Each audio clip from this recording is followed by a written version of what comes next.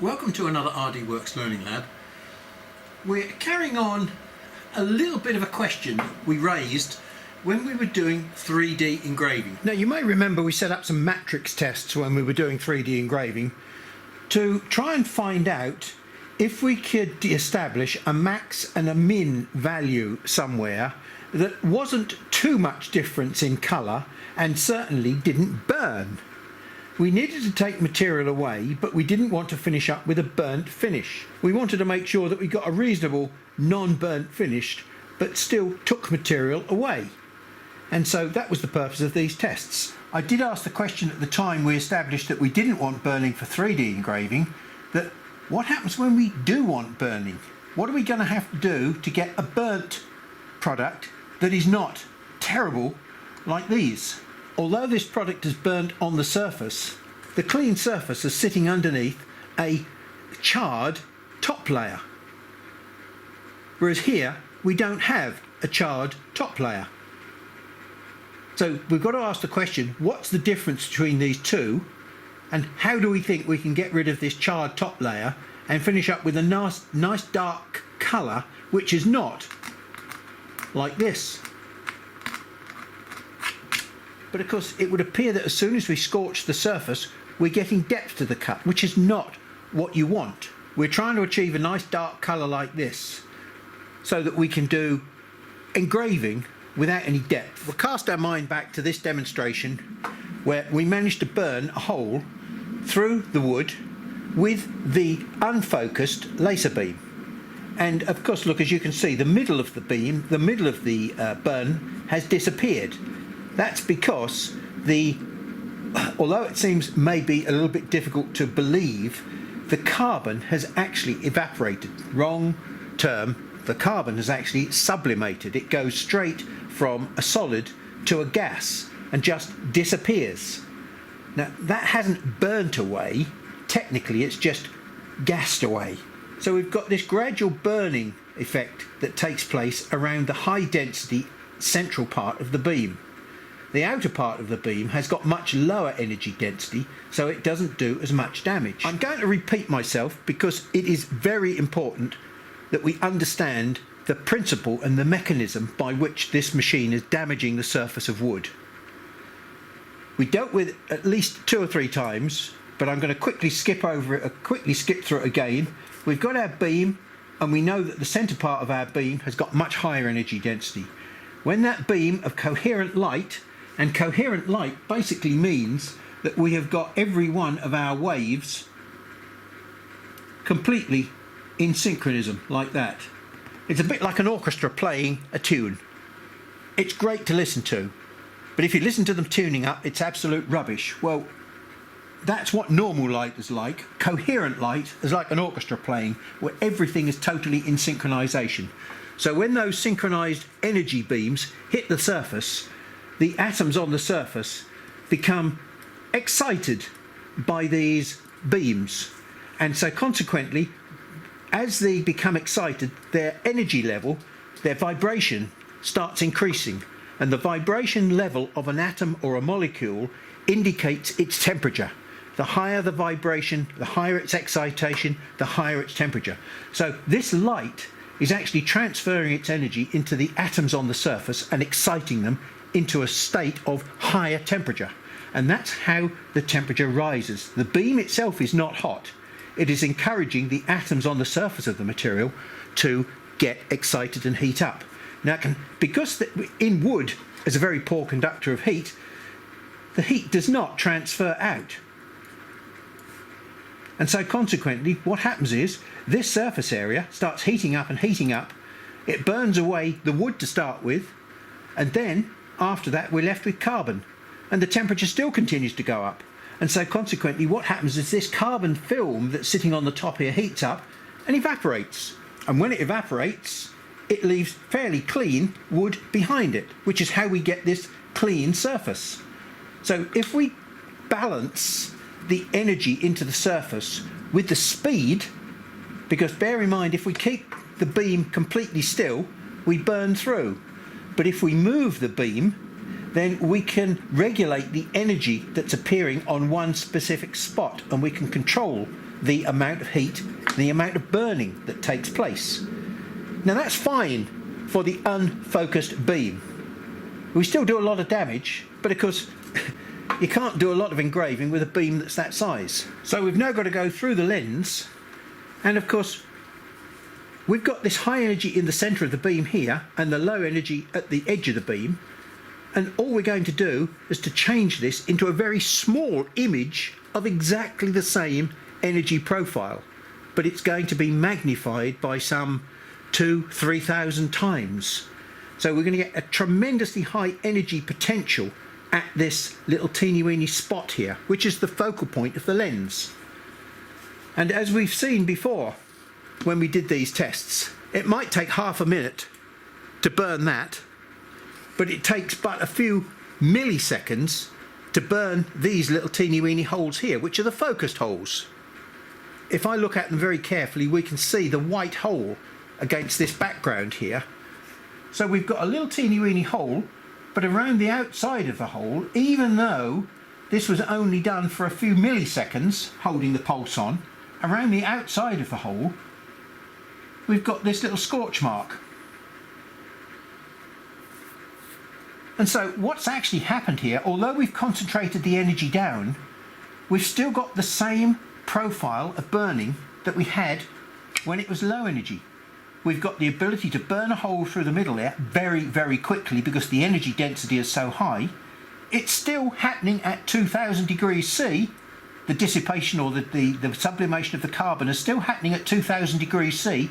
It's just that it's happening so quickly it almost appears to be instant, because the energy density and the energy concentration there is so high that it's able to excite the carbon so fast that it appears to be an instant hole that appears.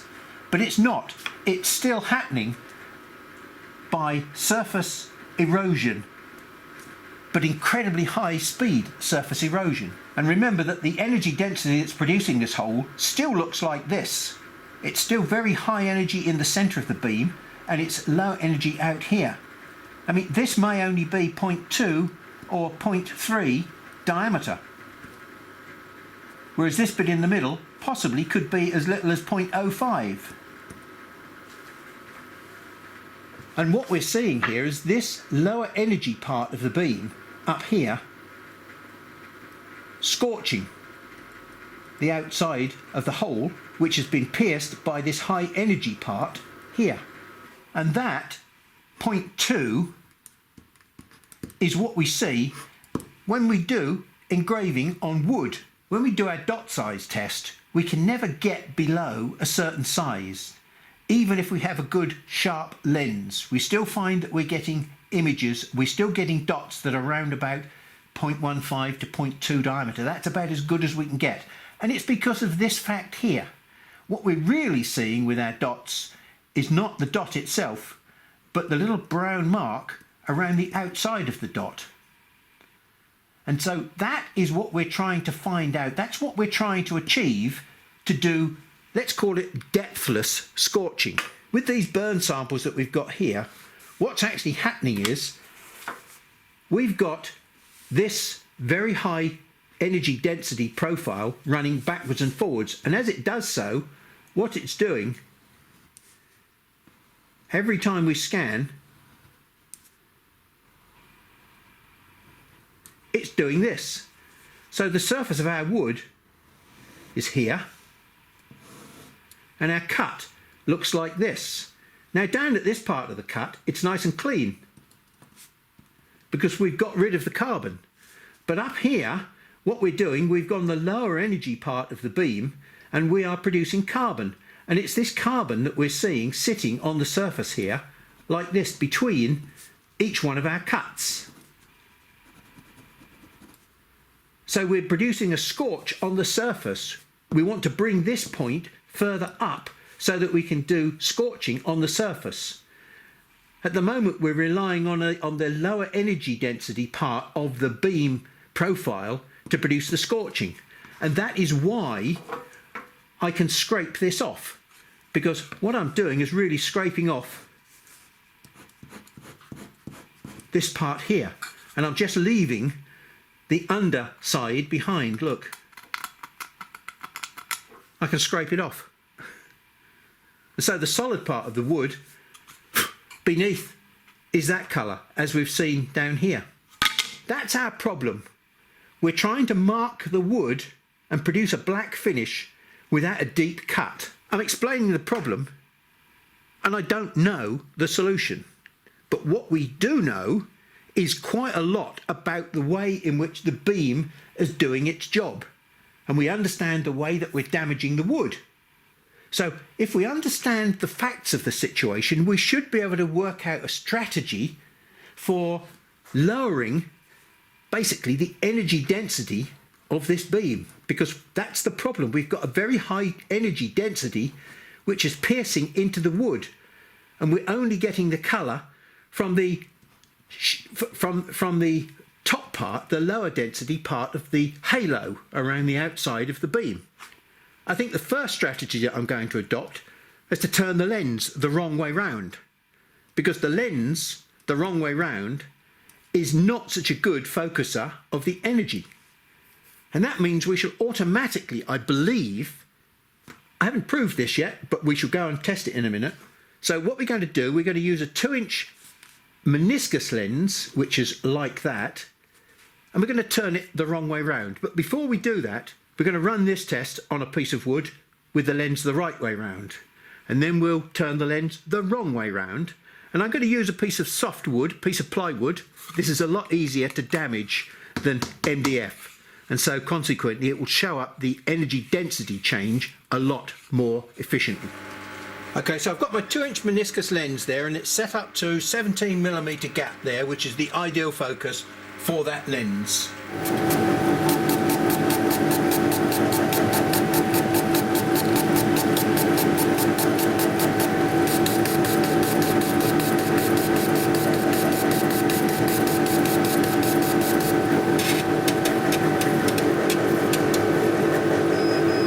We'll now swap the lens over. Before I do anything else, I've got to find out where the focal point is now, because it'll be completely different. So I'll do a few quick tests, a few dirty tests to find out roughly where the focal point is. I think you can see we've got a big hole and a big halo. So we'll drop it down a little bit more. Oh, now it's getting smaller. Let's just find out roughly what that is. So that's about 21mm.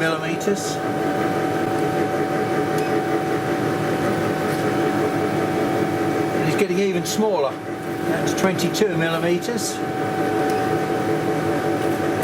Starting to get a little bit bigger now. So I think 21mm is about as small as we should go.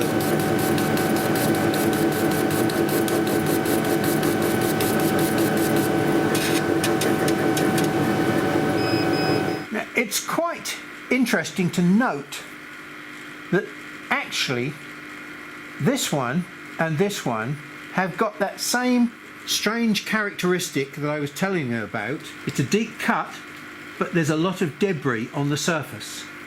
Now with this one, we have got some, but it's nowhere near as deep. It's much shallower. And this one, look, this is really deep. But this one, it's there still, but it's not as deep. So we're doing less damage with this one. This is about 0.5 millimetre deep. This is about 1/4 millimetre deep. We're actually causing shallower cuts with this one. So although it's gone to a longer focal length, it's producing what I would supposedly call a softer beam. Instead of this sharp shape that we've got here, we're getting much more of probably a blunt shape like that, which is what technically we're after. We're after a less sharp point because we want to do more scorching and less depth cutting.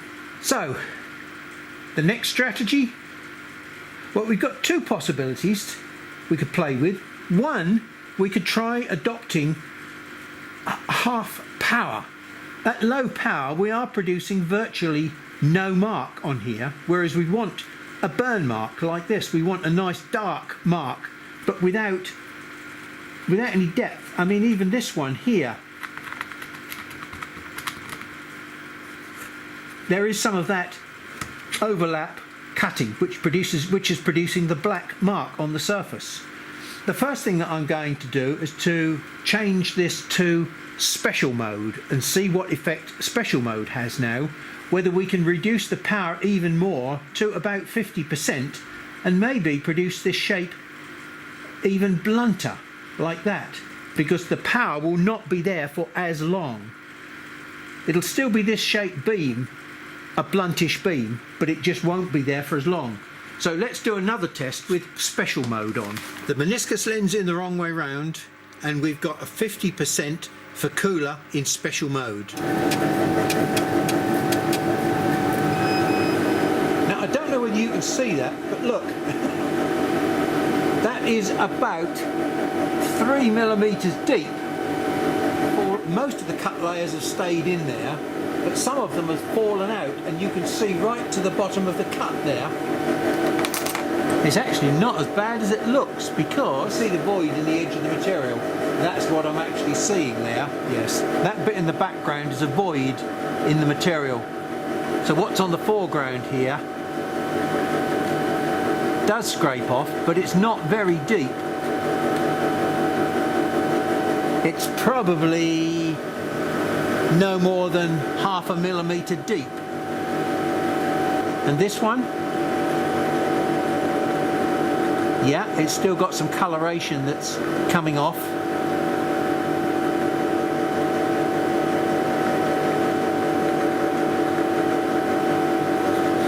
We're still burning deep and leaving the halo behind, which is what we're seeing. So we still haven't got enough degradation of the energy density. We're trying to get a very low energy density, not a low power, but a low energy density. And I mean, look, we're using 65% power here, so we're still using a huge amount of power. Really, I would like to think that we could get away with maybe as little as 30% power running slower. And here you see we've still got at 30% power, we've still got this crust that's on the top that's giving us the colour. That's not the real colour of the burn. Now before we make any more changes, I'm going to just carry out a small test square that I've produced, and I'll explain what it is afterwards.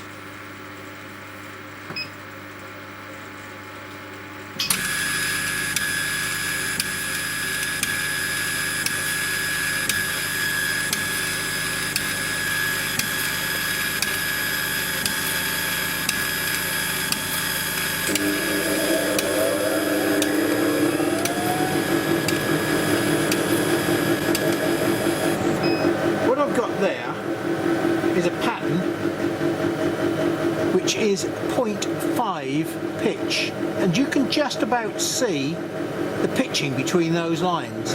Now this was done at a silly speed of 8 millimeters a second, but I think you can see there, look, the way that I'm breaking those apart, exactly the description that I was giving you before, how we're burning deep and it's only the surface that's really being burnt. Look how deep we've burnt.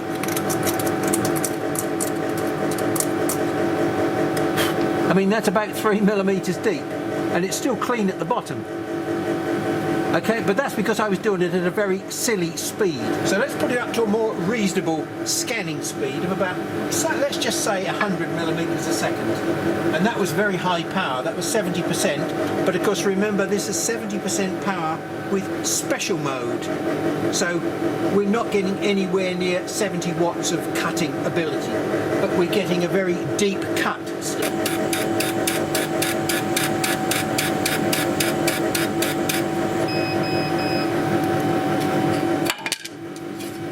that's more the pattern that I want you to see. That's 200 millimeters a second with a 0.5 pitch between the lines. Now what I'm going to do now is to gradually change the focus. I'm going to drop the focus so that the lines join up. What I'm doing is reducing the energy density by putting the beam out of focus. But I can't go too far out of focus, because if those lines join up, then I know that I've got a 0.5 diameter dot or 0.5 diameter beam.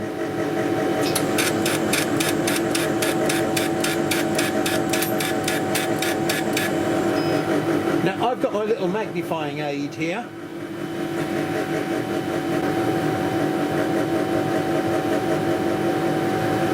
And they're not joined up yet.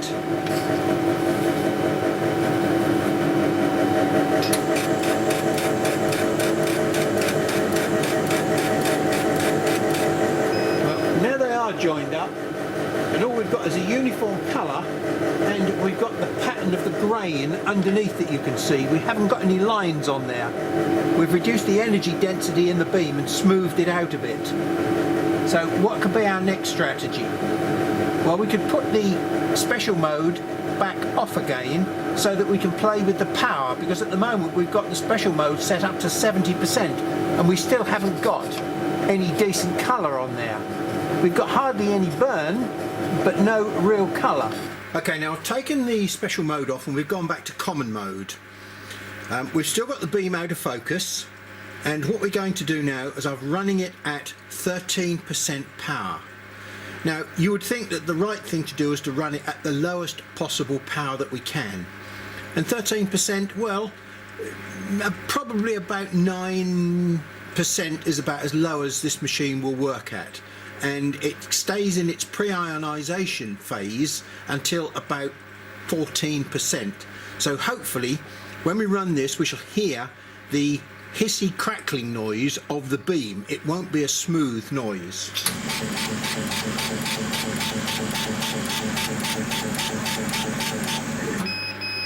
Change the power from 13% to 15%.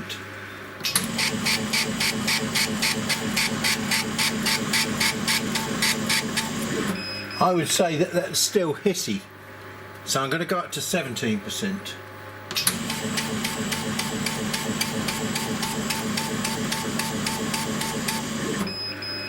Going from pre-ionization to normal mode, I was expecting it to be slightly lighter. And I suppose if we look at these and do a little bit of a comparison, we can see that they might be a couple of shades lighter. We have got a little bit of depth on there, and if I go slower, I'm fairly confident it will get darker. So let me run across to 100 millimeters a second.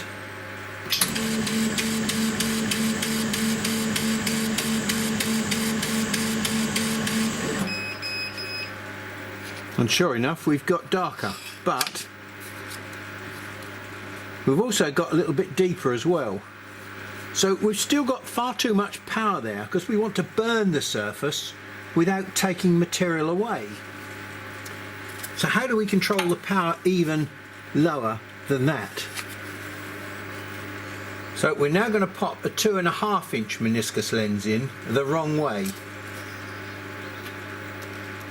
See if we can achieve a further 50% reduction in energy density, which is what we should be able to achieve with a 2.5 inch lens.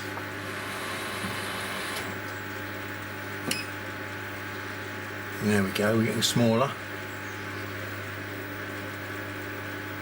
So there we go, that's the correct focus. So let's do just a standard test at the moment if you would put it before we put it out. This is the 0.5 pitch test at 100 millimeters a second.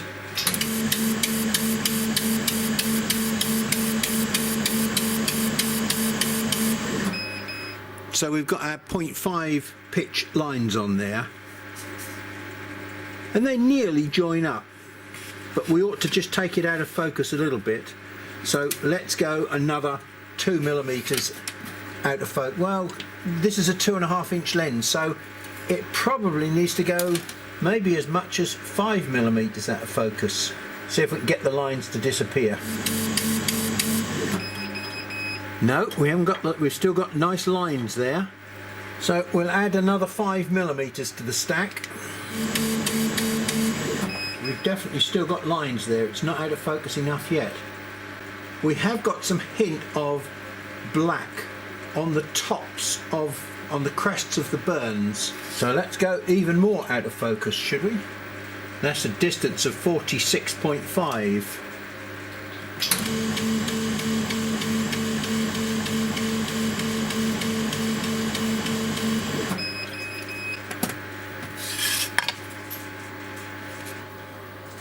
I do believe that we've now got rid of the lines. There is just a hint of them there, and we've got more bits of carbon on the surface, so this one is actually probably darker than that one slightly. We've got a little bit of depth to it, but not a lot. I think I need to decrease the power and decrease the speed. Okay, so now I've decreased the power and the speed, and we're out of focus. I'm down to 50mm a second and 10% power.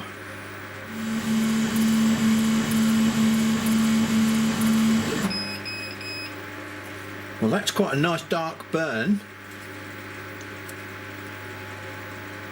Yes, we are definitely getting there. So it's out of focus, very low power now, and we're scorching the surface without burning it.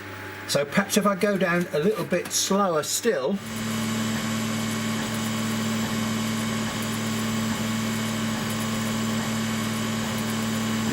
Wow, yeah, we're gradually getting there. Look, I think you can clearly see that that's darker. And we haven't got any really serious burning on there. How slow can we go? That's 25mm a second, which is very slow, relatively speaking. So let's just make a note of that. And then we'll go down to 15mm a second. Now I can see we're doing a great job of scorching the material. I'm going to do that again and see if I can get you in a little bit closer. If you watch, you'll see there's a little red dot. So there is actually red hot at the beam, as opposed to some stupid white hot 2000 degrees C temperature building up.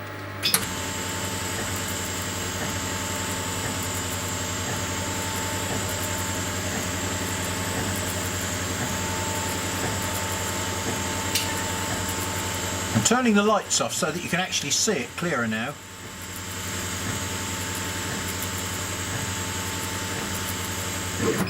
There's a definite difference between 50mm a second and 25mm a second, but there isn't a significant difference in colour between 15mm a second and 25mm a second. So let's just go back to 25mm a second and watch what's happening to that in the dark, because there's no point in running at 15mm a second when we can achieve the same result at 25mm a second.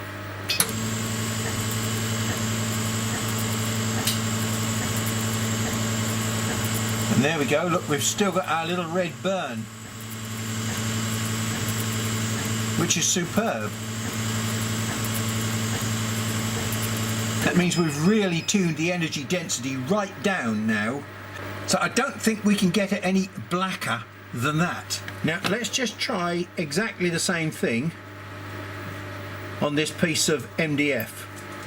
Now this is a different texture of wood, so the density of this is completely different, and so it may well be that we've got to find some different settings.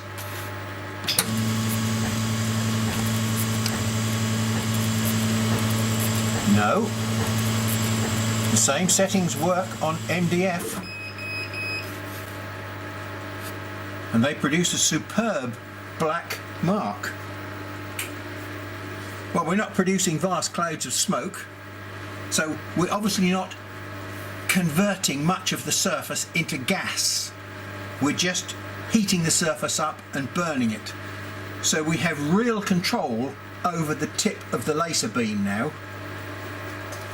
Let's try those same settings on my piece of 200-gram card. This is a thick paper or a very thin card, whichever way you want to talk about it.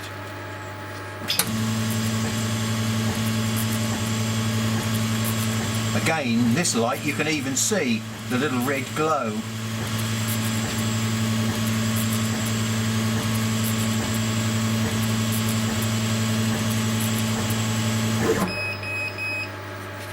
Have we burnt through the paper? We haven't burnt through the paper.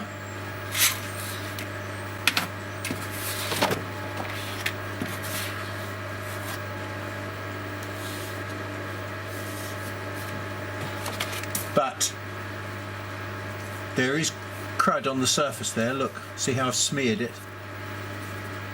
So you'd have to be very careful. That doesn't really work for paper. We've got probably too much burning on there. So maybe with this paper we can go up in speed. So let's try something like, let's go back up to 50 millimeters for paper. Right, clean fingers.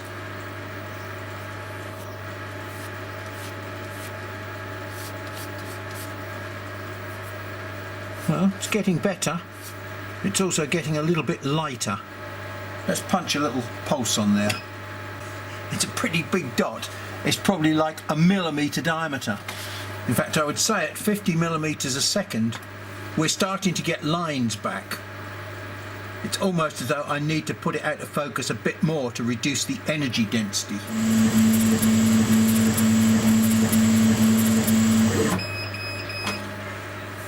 Well, we've scorched the paper. And we haven't, well, it's pretty durable. Look, we haven't produced too much in the way of debris, but that's about as dark as it will go.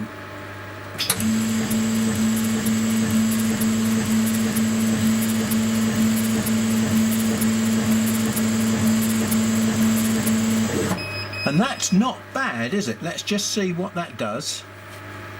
Oh, look, that's really locked in. We're in the zone now. So for working on MDF, 50.5 distance between the tip and there, 10% power.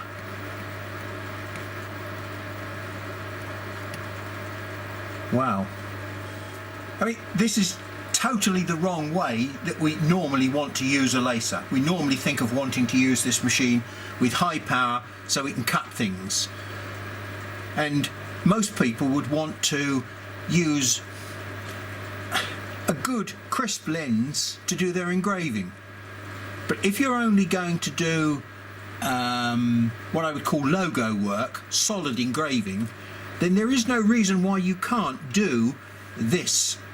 Defocus the lens and overlap your lines.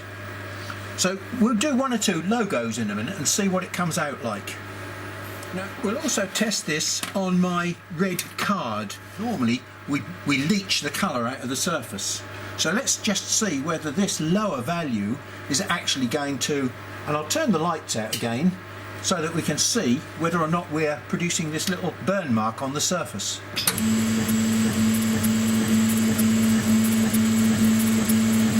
I can't really see the burn mark, but what we can see is that we've truly scorched the surface. Wow, that's an interesting observation.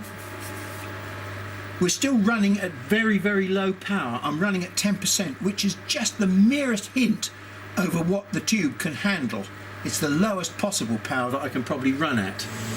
This is 25 millimeters a second and 10% power.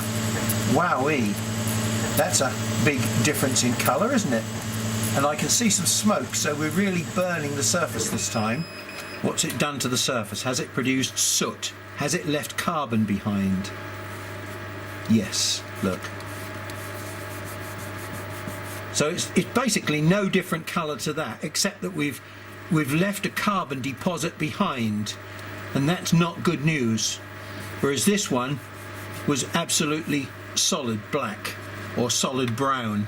At least it was a good contrast to the red in the background. Well, I think there's enough information there for you guys to go away and play on your own machines, so you know the sort of parameters that you're looking for now. Okay, back to our standard old picture again, the energy profile of this beam. Now, as we raise the power in this beam, it's the centre of the beam which tends to get more concentrated. In other words, what we're doing eventually, when we're running at full power, we've probably got an energy profile that looks like that. Whereas what we've been trying to achieve is an energy profile that looks more like that, so that we're not getting huge amounts of energy at the centre of our beam like we are here when we've got maximum power on. So what we have achieved today is probably something closer to that, where we've managed to produce a much more even energy density at the surface of this material to produce these results. I mean, the huge amount of damage that we did to this when we first started was because we were running at 8mm a second with 70% power. Okay, we were running in special mode, which meant that we were actually cutting the power down into very, very small pulses. But look, we still had very, very high energy pulses that were able to go a long way into the material. So even though we'd got them chopped up, there was still a huge amount of energy there at 70%. And it wasn't until we started getting down to these 13 and 15% that we started getting some sort of sensible result, where we were probably down in this sort of region here. And then when we dropped to 10% and put the beam totally out of focus and used the longest focal length lens that we could find, did we achieve a result which is at this end of the energy spectrum. So both ends of the energy spectrum have got their uses, and I hope that we've now shown how we might be able to exploit the total parameters that that beam can provide us with.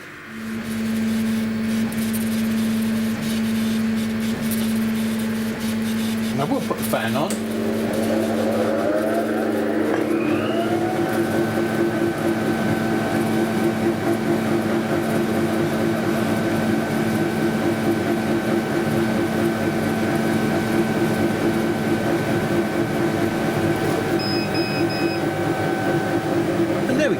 Despite being a very coarse resolution, that's not a bad image. It hasn't smeared. It's quite a good contrasty image. So this is definitely something worth experimenting with. The only time that you're going to need to exploit these parameters is on these organic materials which have got a colour range to them. Things like slate and anodised aluminium and glass, those sorts of materials which we've talked about before, what I call binary materials, they only burn or mark or damage to one colour. So you've got the base colour and another, just two colours. Whereas with wood and organic materials, as we've seen today, you've got a range of colours that you can get because of the degree of scorching. And so this is what we've been trying to exploit today. So there's a very limited use for this finding, but hey, it's a finding.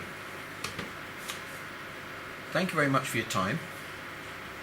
I've been doing so much talking, this has gone cold. Time for a refill. Bye now.